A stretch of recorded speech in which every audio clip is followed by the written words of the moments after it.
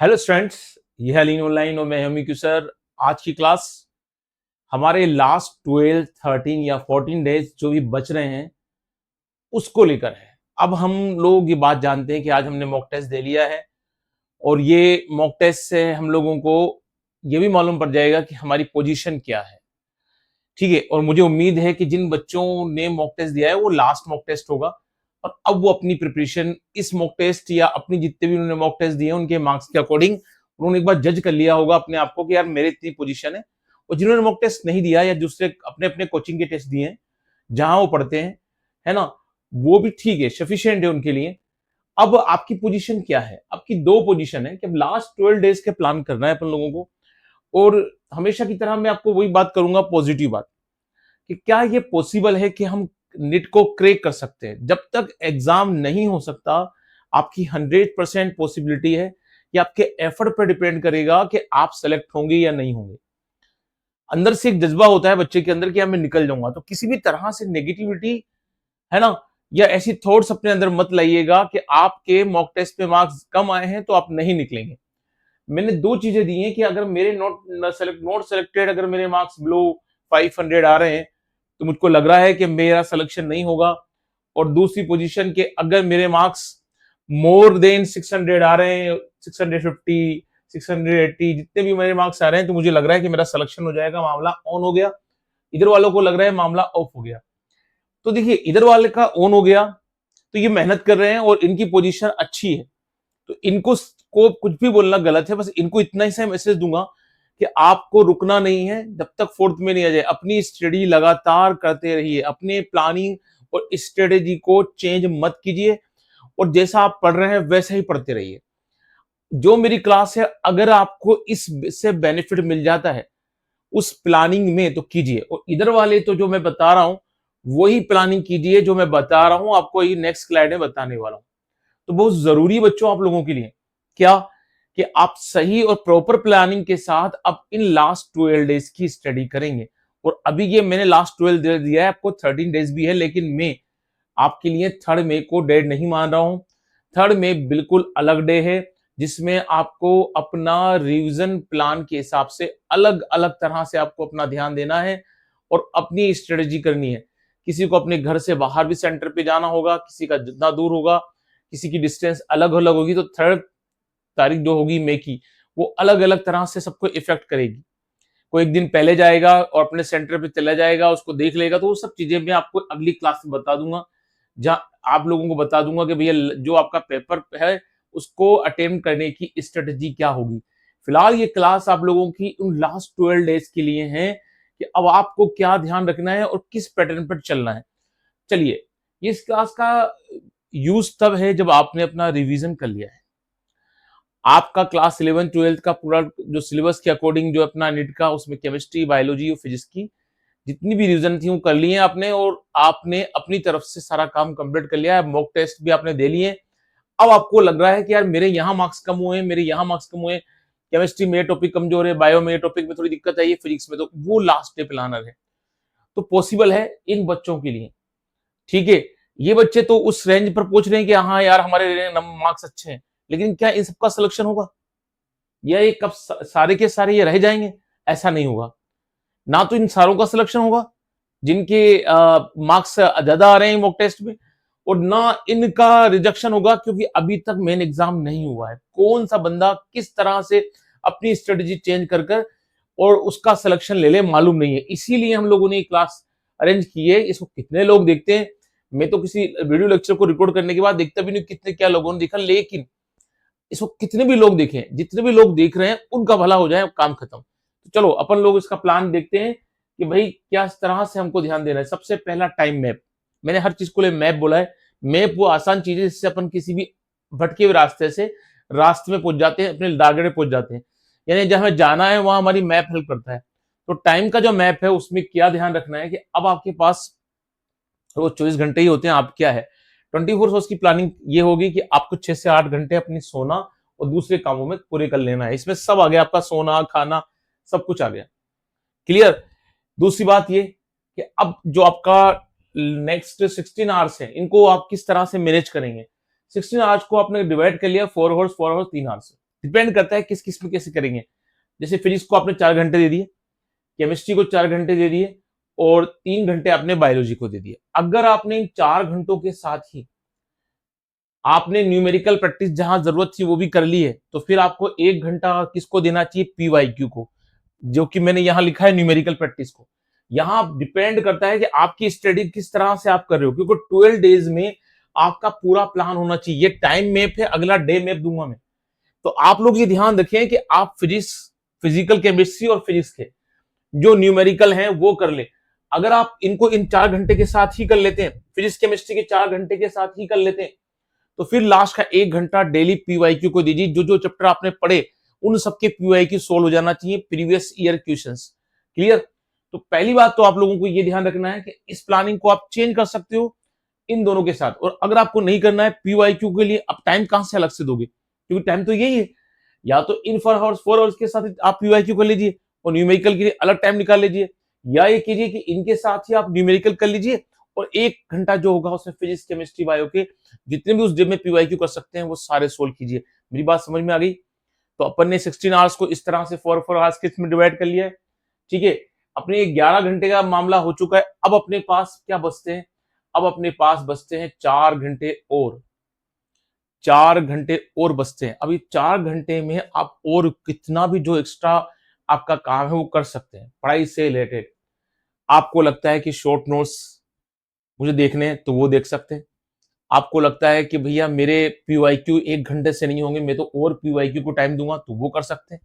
मैं तो ये बोल रहा हूं कि अगर आप सेम प्लानिंग कर रहे हैं तो भी बेटर है, और बचे हुए 4 घंटे आप पीवाईक्यू को दीजिए।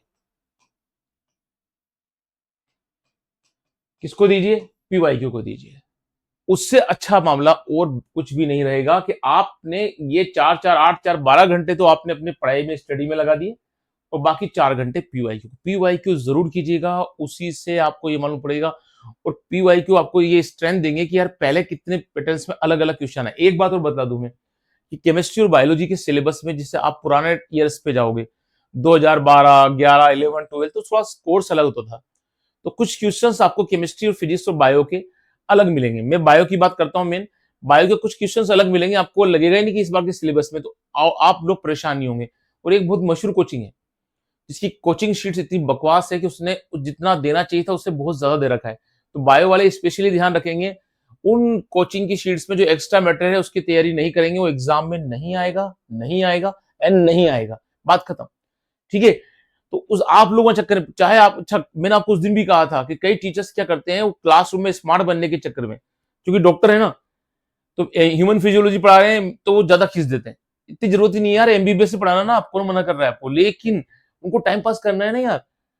वो बोलते हैं आपको एक्स्ट्रा दे रहे हैं, अरे आएगा नहीं, एक्स्ट्रा क्यों दे रहे हो भैया? लोड क्यों बढ़ा रहे हो आप? खुद खुद एनटीए ने लोड कम हो इसलिए तो सिलेबस बहुत सारा कट कर दिया, और आप अपनी स्मार्टनेस के चक्कर में सिलेबस बढ़ा रहे हो। ऐसे फिजिक्स में न्यूमेरिकल किस हद तक करने, कितने करने, ये डिसाइड कर लेना। क्योंकि फिजिक्स वाले जहां जोश जोश में बोलते हैं कि ये भी कर लो वो भी कर लो, लेकिन फिजिक्स की एक खासियत है कि न्यूमेरिकल विद प्रैक्टिस ही काम आती है फिजिक्स में। यानी आपका मैथमेटिकल माइंड ही आपको उन 45 क्वेश्चंस को सोल्व करने में हेल्प करेगा। ठीक है? जितना मैं जानता हूं उतना मैं बोल सकता हूं फिजिक्स में, और ऐसा तो है ही नहीं कि हम लोग फिजिक्स में जानते नहीं। हम केमिस्ट्री में पढ़ाता हूं तो मैं जानता हूं कि फिजिक्स किस हद तक कहां तक स्ट्रेंथ करती है, लेकिन उसके लिए प्रॉपर बंदा फिजिक्स वाला ही है ना? फिजिक्स वाला मतलब फिजिक्स पढ़ाने वाला। ठीक है?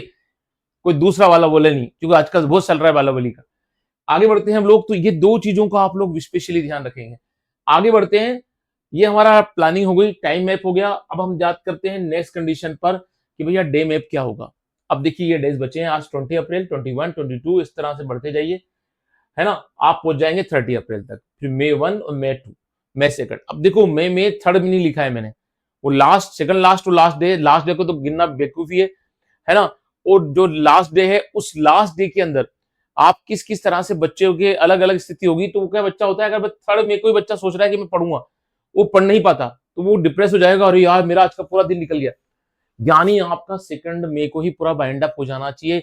रिवीजन नाम की कोई चीज, कोई भी चीज आपके 3rd मई में जाना ही नहीं चाहिए। मैं फिर रिवाइज करूं, 3rd मई तक कोई भी चीज नहीं जाना चाहिए कि मन में एक हेडेक आ जाए, यार मुझे पढ़ना था, मेरा पूरा 3rd मई बर्बाद हो गया, अब मेरा कल पेपर कैसा जाएगा। आप ये सारी प्लानिंग बर्बाद कर दोगे उस दिन।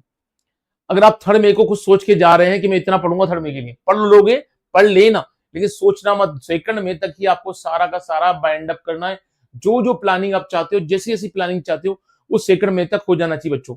मेरी बात समझ में आ रही है? देखिए ये कर लेना, आप नहीं करोगे तो फिर सब जब चीज आएगी ना एग्जाम के दिन में याद होगा फिर आपको।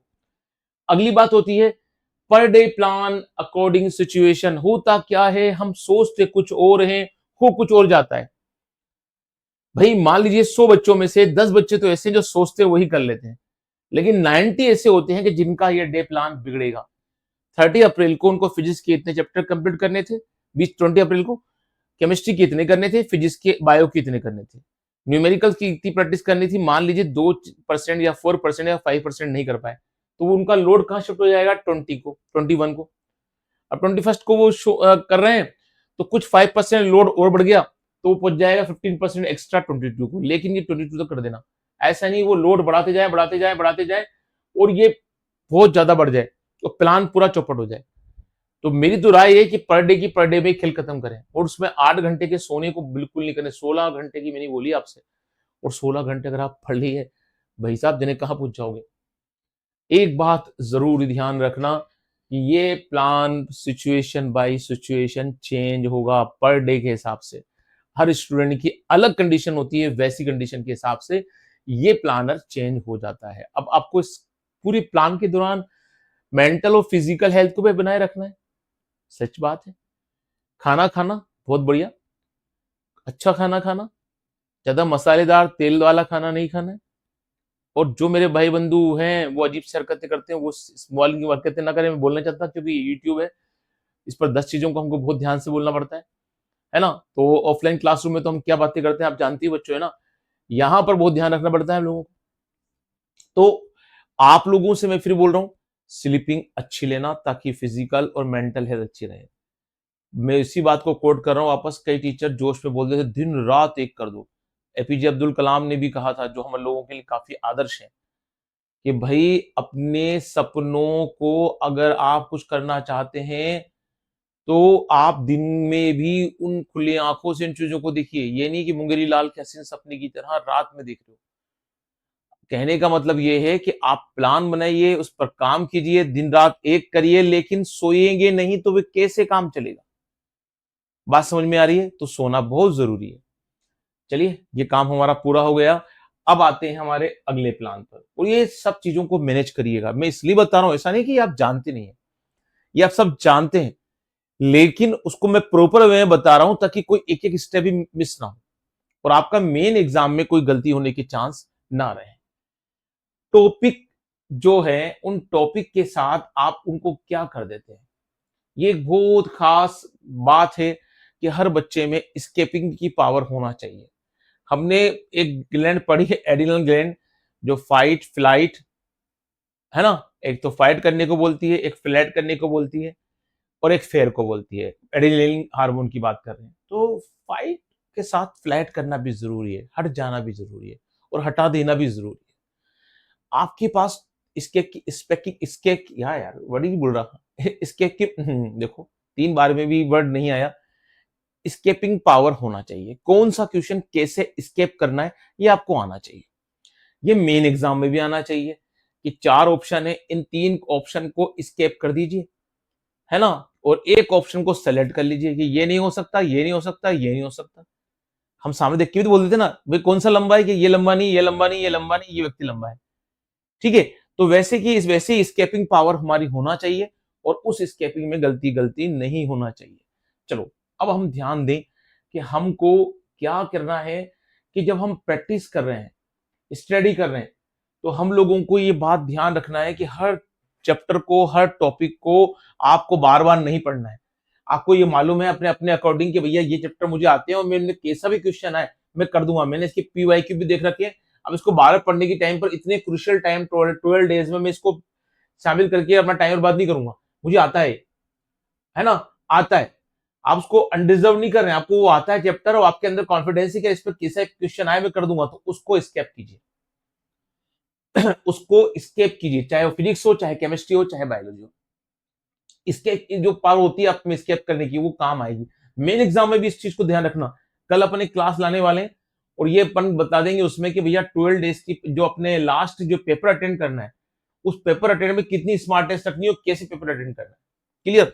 अगली बात हम लोग करें तो आप लोगों ने बिल्कुल साइंटिफिक वे में अपने अपने अकॉर्डिंग डिसाइड कर लिया है कि मेरे ये टॉपिक्स को मुझे स्केप करना है, नहीं पढ़ना है, मैं अच्छी तरह जानता हूं और इसमें कोई गलती होने के चांस नहीं है। That's all.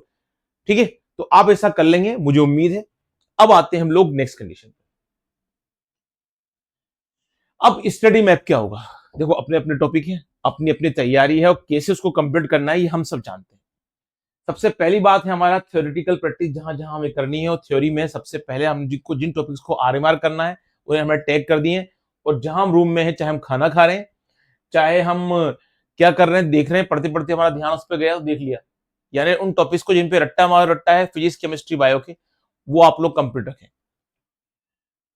केमिस्ट्री में न्यूमेरिकल करते समय क्या होता है, फॉर्मूले याद रहना चाहिए न्यूमेरिकल के। फिजिकल केमिस्ट्री की बात कर रहा हूं, ठीक है ना। तो बॉइलिंग बॉइलिंग पॉइंट का, बॉइलिंग एलिवेशन का, है ना, जो फ्रीजिंग पॉइंट के डिप्रेशन का, जैसे सारे फॉर्मूले जो होते हैं, ठीक है ना, ये अपन को मालूम होना चाहिए। वांट हाफ जो कांस्टेंट है उसका, जैसे अलग अलग है। अब बातें लंबी करने से मतलब नहीं है, तो आरएमआर पूरा आपके पास होना चाहिए और इसकी प्रैक्टिस एक बार कर लेना चाहिए। इसको बार बार देखने से क्या होता है, एग्जाम में कॉन्फिडेंस रहता है कि अपन को याद हो गया। रिवीजन कर ही रहे हैं आप, टॉपिक को, कोई नया टॉपिक तो होगा नहीं ना, बच रहा होगा, सभी का रिवीजन करेंगे और शॉर्ट नोट्स को देख लेंगे। ये शॉर्ट नोट्स अगर आपने अपने हैंड से बना लिए, फ्लैश कार्ड भी आते हैं, आपने सुना है इसके बारे में, लेकिन अब वो फ्लैश कार्ड लेकर लास्ट में कुछ नया परचेज नहीं करना है। उन फ्लैश कार्ड को छोड़िए, अगर आपके पास है तो उनको देख सकते हैं आप। और अगर आप ने अपने खुद के शॉर्ट नोट्स बना रखे तो उससे बेटर कुछ नहीं। ये शॉर्ट नोट्स बहुत जल्दी रिवीजन कराएंगे आप लोगों का, बहुत फास्ट रिवीजन हो जाएगा इससे। दूसरी बात ये कि न्यूमेरिकल प्रैक्टिस की मैं बार बार बोल रहा हूँ, इजी न्यूमेरिकल छोड़िए, जो आपको आते हैं आप उन पे मत देखिए। अब मोलैरिटी के न्यूमेरिकल देख रहे हैं आप, उनका फार्मूला मालूम है, सिंपल है। मोलैरिटी का फार्मूला देख रहे हैं आप, उसको देख रहे हैं आप लोग। मोल फ्रैक्शन का आप लोग देख रहे हैं, अब जो आता है उसको क्यों देख रहे हैं आप, है ना। जो आपका है उसको मोलिकुलर वेट आपको आते हैं, सबकी चीजें आती है, तो उन चीजों को जो जो आपको न्यूमेरिकल आते हैं उस पर फालतू का टाइम मत कीजिएगा।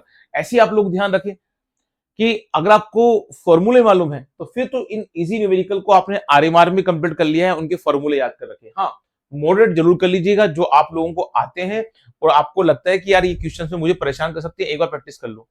अब कुछ न्यूमेरिकल ऐसे होंगे, पक्का होते हैं हमेशा, मैथ्स की नेचर है, जहां आपको लग रहा है कि यार ये मुझसे नहीं होगा। अगर वो न्यूमेरिकल की ज्यादातर चांस रहे कि एग्जाम में वो आया है ना, आ रहा है इस पैटर्न में, अभी 5-6 साल से वो आ रहा है न्यूमेरिकल उस तरह के, और आपको वो नहीं आते हैं, तो आप प्रॉब्लम काउंटर पे जाइए, कहीं प्रॉब्लम सोल्व कीजिए, लेकिन उसको रखिए मत, अपने बैग में मत रखना कि इसको बैग में रखे रखे कर लूंगा कर लूंगा कर लूंगा। लास्ट में जब वो नहीं होंगे ना, तो फिर आपकी थोड़ा सा आपको क्या करेगा, साइकोलॉजिकली प्रेशर देगा वो टॉपिक। इसलिए रोज का काम रोज ही निपटाएंगे, और फिर भी अगर वो सोल्व नहीं होता है तो छोड़िए उसको, नहीं करना है तो फिर नहीं करना है, स्किप कीजिए उसको। अब आते हैं अपन पीवाईक्यू पर। पीवाईक्यू सबसे इंपोर्टेंट टॉपिक है। अगर आपने सोल्व कर लिए क्वेश्चंस, आप सॉरी आपको प्राइस स्टडी कंप्लीट हो गई है, आपने अलग अलग कोचिंग के मॉक टेस्ट भी दे लिए हैं, लेकिन पीवाईक्यू को मत छोड़िएगा। ये पीवाईक्यू आपको लास्ट टाइम पर क्या रखेंगे, ये लास्ट डे में आपके दिमाग में मेमोरी रखेंगे, और उन क्वेश्चंस को देखते ही अपना मेमोरी से अपना दिमाग में उसका आंसर बैठा रहता है। इस क्वेश्चन का आंसर, ये क्वेश्चन मेन एग्जाम में आएगा 4 मई को, आप जल्दी से क्या लगा देंगे, उसका सही आंसर कर देंगे। तो ये चैप्टर वाइज जो होता है, ये पीवाईक्यू करेंगे आप, और रिव्यू फास्ट करेंगे, उनको जल्दी जल्दी देखेंगे, है ना। और कहीं आपको ऐसा लगता है तो आंसर आप देख सकते हैं, लेकिन बाद में, ठीक है। मैचिंग वाले और इनकरेक्ट पर ध्यान रखेंगे। मैचिंग में सारा निचोड़ होता है क्वेश्चंस में, है ना। तो मैचिंग तभी कर पाते हैं बच्चे जब उनको सभी तरह के जो होते हैं ना ऑप्शंस, उनके पूरी जो स्टडी है वो ढंग से की उन्होंने। इनकरेक्ट वाले जरूर ध्यान रखना, कई बार क्वेश्चन पढ़ने में दिक्कत हो जाती है। हम करेक्ट और इनकरेक्ट पढ़ते नहीं ध्यान से, क्योंकि हमें जल्दी जल्दी करना होता है क्वेश्चंस में, क्योंकि हमें सोचते हैं कि आगे केमिस्ट्री फिजिक्स बच रही है, पहले बायो कर लेते हैं। तो उनके पास वो ऑप्शन रहता है कि अरे यार क्या आ जाए केमिस्ट्री फिजिक्स में, जल्दी जल्दी बायो कर लो। कई बार क्वेश्चन पढ़ने में नहीं आता, करेक्ट की जगह इनकरेक्ट पढ़ लेते हैं, या इनकरेक्ट की जगह करेक्ट पढ़ लेते हैं। तो ध्यान रखिएगा इस चीज का। तो मुझे उम्मीद है आप लोग इस तरह से अपना पैटर्न बनाएंगे स्टडी का। अब आते हैं अपन नई बात पे। मैं बहुत फास्ट बोल रहा हूँ और जल्दी जल्दी मैं इसको कंप्लीट करना चाह रहा हूँ, क्लियर, क्योंकि क्रूशियल टाइम चल रहा है। आप कितना वीडियो देख पाते हैं ये मैं भी जानता हूं, इसलिए इस टाइम को मैं सही तरह से यूटिलाइज करना चाह रहा हूं। चलिए अगली स्लाइड में है साइकोलॉजिकल बूस्टर। मैंने आपको अभी कहा था कि मैंने कल ही एक वीडियो अपलोड किया है, ठीक है, और उसका लिंक मैं आपको दे दूंगा, अपने जो डिस्क्रिप्शन है वहां मिल जाएगा, और मैं थंबनेल में भी यहाँ क्लिक करोगे ना आप तो वो मिल जाएगा, ठीक है। और लास्ट में जब ये चैप्टर एंड होगा तब भी मैं उसका एक जो बिल्कुल टॉपिक एंड होगा ना तो साइड में दे दूंगा, तो वहां भी आप क्लिक कर सकते हैं, यानी मिल जाएगा, वो जरूर देखना आप लोग। उससे आपको क्या रहेगा कि पेपर को किस तरह से साइकोलॉजिकली तैयार रखना है, अपन को फोर्थ में के लिए तैयार होना है, वो चीज मैंने उसमें कही है। और वो मात्र एक अकेला यूट्यूब पर लेक्चर है, अभी तक वायरल नहीं हुआ है, अभी चल रहा है, कल अपलोड किया है मैंने उसको। तो स्लोली स्लोली है, अगर हो जाता है तो अच्छी बात है, नहीं होता है तो नहीं, कोई बात नहीं, मैंने मेहनत बहुत की उस पर। ठीक है, बढ़ते हैं अपन आगे। अगली बात है 5 मिनट जो होता है अपने, देखिए ये बहुत जरूरी चीज है यार, क्योंकि मैं साइकोलॉजी को डील करता हूं तो मैं बताना चाह रहा हूं आपको कि अपने पेरेंट्स से 5 मिनट बात कर लीजिए। रोज नहीं कर पाते, मैं तो पर डे ही कह रहा हूँ, रोज नहीं कर पाते, 2 दिन में एक बार कर लीजिए। सबसे अच्छे दोस्त होते हैं हमारे मम्मी पापा, और वो अगर आप उनसे भी करने बात करने में शर्माते हैं, डरते हैं, तो फिर अपने बहन भाई से कर लीजिए। उनका एक ही क्वेश्चन होगा, भैया तैयारी कैसी चल रही है कि मस्त चल रही है, उनसे हमेशा एक ही बात करें, मस्त चल रही है, उनको हेडेक ना दें, क्योंकि ये आपकी है लड़ाई, इसे आप लड़कर जाएंगे और जीत जाएंगे। ठीक है ना? तो इस तरह से आप लोग बात ध्यान रखिए, इससे क्या होगा, बूस्टअप होते हैं, मेंटली बूस्टअप होते हैं। ठीक है, फ्रेंड्स फ्रेंड्स में ज्यादा नहीं मानता, कर लेते बात, अच्छी बात है, लेकिन फ्रेंड्स से इस टाइम बात करने पर आप टाइम बर्बाद मत कीजिए। इस समय पेरेंट्स सबसे बढ़िया फ्रेंड्स हैं, उनसे बात कीजिए। टेंशन फ्री स्टडी कीजिए, क्या होगा क्या नहीं होगा, मेरा नंबर आएगा नहीं आएगा, फलाना होगा वो होगा, ये सब हमारे हाथ में नहीं है। हमारे हाथ में एक ही चीज है, मेहनत करना। तो बिल्कुल मन लगाकर मेहनत कीजिए, बिना डरे, बिल्कुल आराम से बिंदास रहिए, आराम से अपनी स्टडी कीजिए, और बिना किसी डरे आराम से आप लोग जिए। गाना हमेशा गाते रहिए मन ही मन में।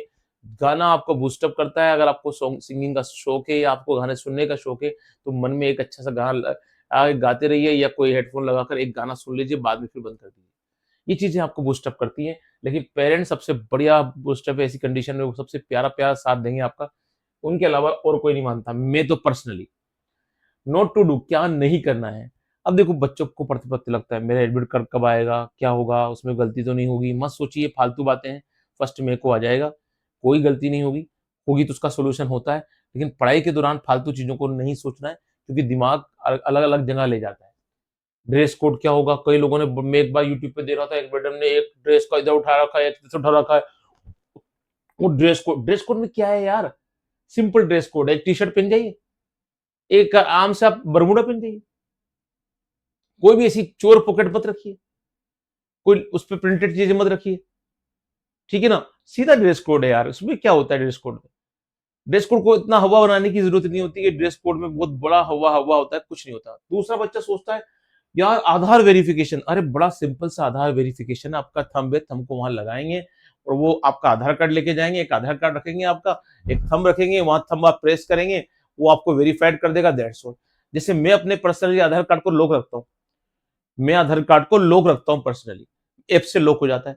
तो जिन बच्चों, जो भी बच्चे मेरी तरह स्मार्ट हैं, वो आधार कार्ड को लॉक रखते हैं, तो फिर उनको अपने मोबाइल के ऐप से उसको खोलना पड़ेगा।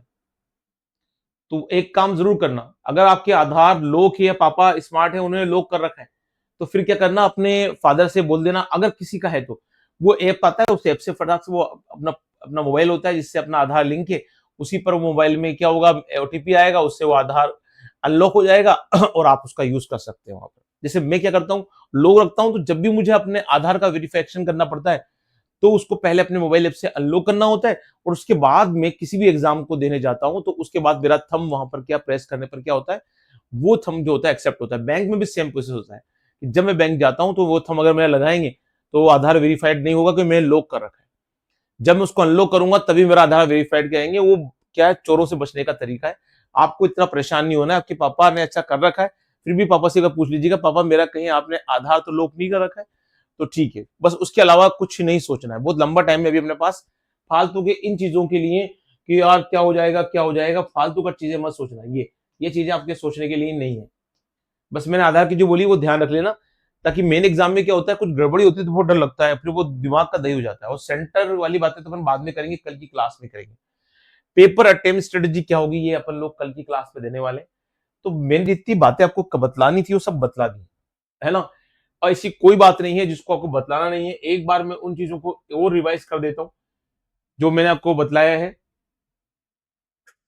ये देखिए, एक तो टाइम मैप बना लिया आप लोगों ने, इसके अकॉर्डिंग स्टडी कर ली, उसके बाद अपने अपने डे मैप बना लिया। ध्यान रखिएगा ये सब कीजिएगा। ऐसा नहीं है कि इस लेक्चर को अगर 20 बच्चे देख रहे हैं तो 20 के 20 कर लीजिएगा इसको। मैं ज्यादा उम्मीद करता भी नहीं हूँ 2 लाख 2 करोड़ 2 करोड़ देखेंगे, देख लिया तो ठीक है, लेकिन जनरली क्या होता है कि कुछ ही जो होता है यूट्यूब का पैटर्न ही ऐसा है, और जो चाहने वाले हैं वो अजीब तरीके से हैं होते हैं, वो ऐसे लेक्चर्स को नहीं देखते जिनको फायदा हो जाए, वो फालतू की चीजों को देखते हैं। मैं देखता हूँ जाने क्या क्या लोग क्या चलता है उसमें। तो अगर आप अच्छी तरह से सिंसियर है स्टडी के प्रति, तो आराम से जुड़िए मेरे साथ, फायदा मिलेगा आपको। और नहीं जुड़ना है तो ये ओपन प्लेटफॉर्म है, जहां आप चाहते हैं वहां रहिए, नो प्रॉब्लम। अगली कंडीशन, आपने स्टडी मैप का पूरा अच्छी तरह से ध्यान रख लिया है, स्टडी मैप को अकॉर्डिंग ही इसका स्टडी करना। अगली बात वही साइकोलॉजिकल चीजों का ध्यान रखना है। नेक्स्ट अपना जो टॉपिक था वो है, इस तरह से अपना काम पूरा है बच्चों आज का। जिस जिस पर्पज से मैंने ये क्लास आपको देना चाहता था, मेरी तरफ से सोल हो गई है। मैं चाहता हूं कि मेरा हर बच्चा एग्जाम से पहले मेंटली और साइकोलॉजिकली तैयार रहे, ताकि मेन एग्जाम में उसकी कोई गलती ना हो। बाद में आकर वो ना सोचे कि अगर मैं ऐसा कर लेता तो यार अच्छा रहता, ऐसा कर लेता तो अच्छा रहता। अक्सर बच्चे ऐसे सोचते हैं कि मैं ऐसा कर लेता बढ़िया रह जाता, मैं ऐसा हो जाता तो अच्छा रह जाता, मैंने ऐसी गलती क्यों कर दी। तो वो सारी गलतियां ना हो तो वो बढ़िया है। अब मैं एक क्लास और आपको दूंगा इसी से, नीट से रिलेटेड, और कोई भी इंफॉर्मेशन होगी तो वो दूंगा ही सही, कि भाई आपको पेपर जो अटेम्प्ट करना है उसकी स्ट्रेटेजी क्या होना चाहिए, उसकी प्लानिंग क्या होना चाहिए। तो मिलेंगे बच्चों कल नई क्लास में। आपको बहुत बहुत शुभकामनाएं, बेस्ट विशेष, आपका पेपर अच्छा हो और आपकी तैयारी अच्छा हो। ठीक है, जिन बच्चों ने आज मॉक टेस्ट दिया है 20 अप्रैल को, वो इस जो होगा इस वीडियो के नीचे भी लिख सकते हैं कि उनके मॉक टेस्ट में कितने मार्क्स आए। आज 20 अप्रैल को जिन जिन बच्चों ने मॉक टेस्ट दिया है किसी बड़ी कोचिंग का, ठीक है, नाम नहीं लूंगा। Good day and good bye.